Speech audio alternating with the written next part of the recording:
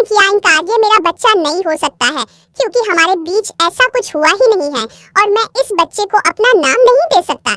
जी हाँ दोस्तों, गांव की शामें वैसे तो हमेशा एक सुकून लिए होती है, लेकिन आज की शाम कुछ अलग थी।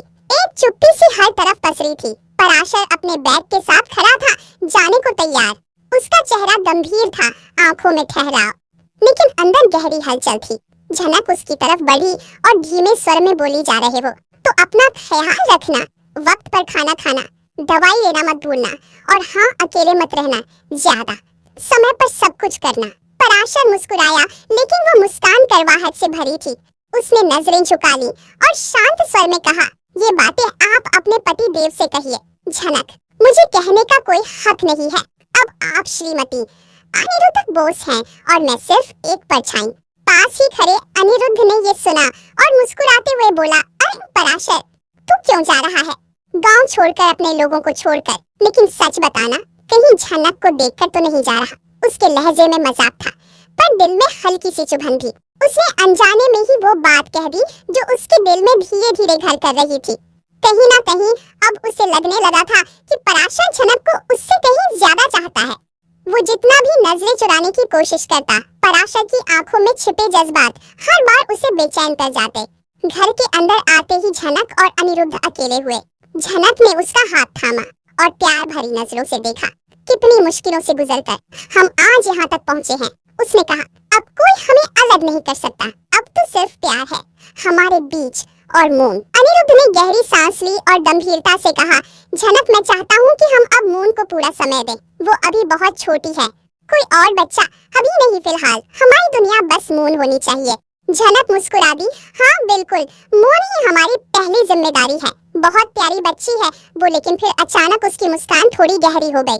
उसने कहा, पर कुछ चीजें प्लानिंग से नहीं होती अनिरुद्ध, जो होना होता है वो होकर ही रहता है और किस्मत को हम रोक नहीं सकते। अनिरुद्ध चौंका, तुम्हारा मतलब क्या है? साफ साफ कहो।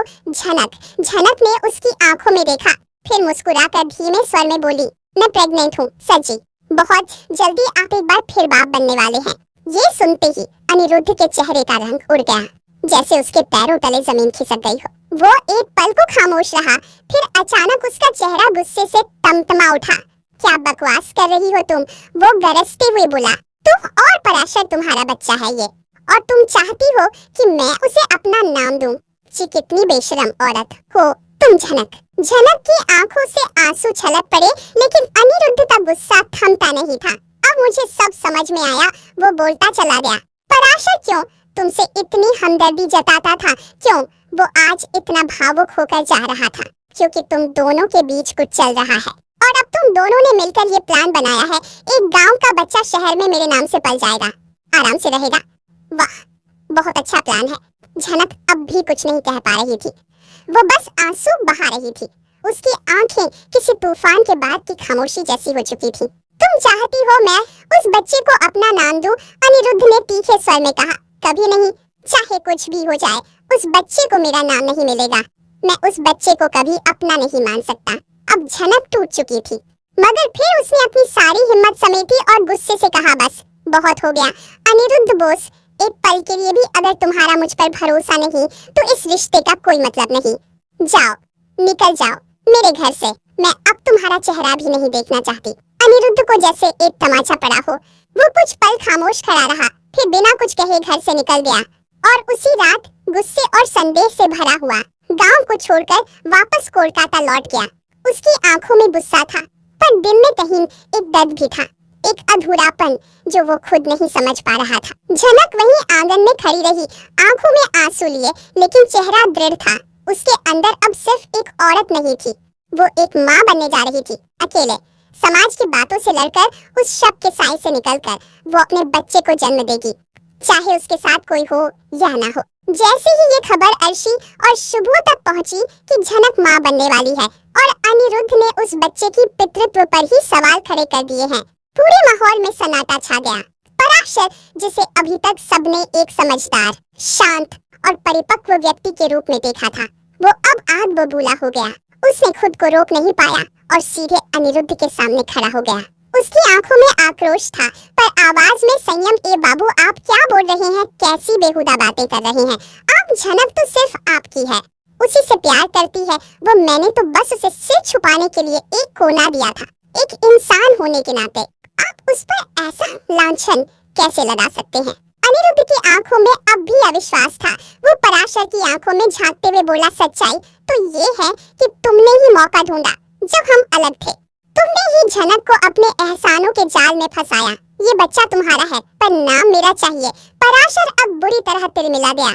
उसकी आवाज गूंज उठी, बस करिए अनिरुद्ध बाबू, झनक पवित्र है और ये बच्चा आपका ही है, सिर्फ आपका। उस औरत को जिसने अपने आत्मसम्मान को कभी किसी के आगे नहीं झुकने दिया, उस पर आप जैसे व्यक्ति ने शक या शर्म आनी चाहिए आपको। इतने में आवाजें तेज होती गईं। बहस अब सीमा पार करने लगी थी और जैसे ही घर के बाकी सदस्य बाहर आए, शुभो अर्शी एक और तूफान उठ खड़ा हुआ।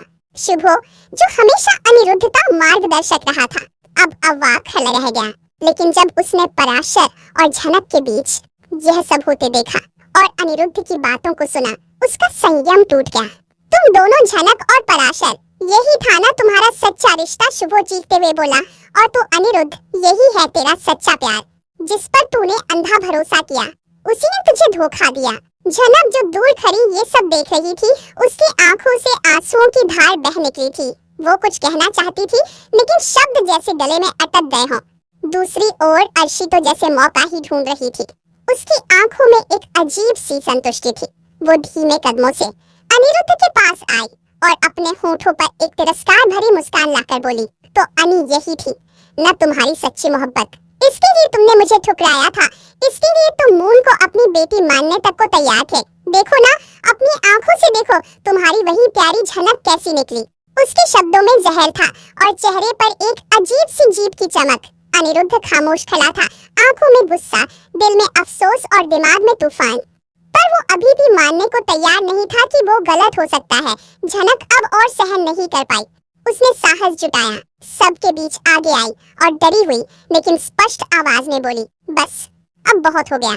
मेरी चुप्पी को मेरी गलती मत समझिए। आपने मुझसे प्यार किया था अनिरुद्ध, लेकिन भरोसा नहीं।